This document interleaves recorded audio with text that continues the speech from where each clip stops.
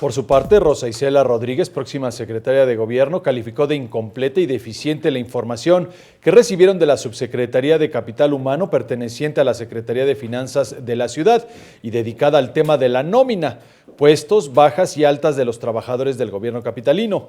Tras reunirse con el equipo de transición del actual gobierno, Rosa Isela Rodríguez recordó que aún falta el proceso de entrega-recepción de cada área, por lo que existe un periodo de 15 días para que resuelvan imprecisiones e inconformidades sobre la información aportada.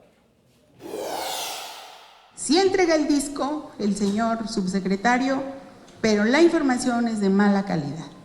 Si pedimos, nos da un listado con altas y bajas, a lo mejor nos da las altas, pero no nos da la baja. Y empezamos otra reunión para pedir las bajas. Nos da ya las bajas, señor, pero no tiene las fechas. Entonces ha sido tortuoso.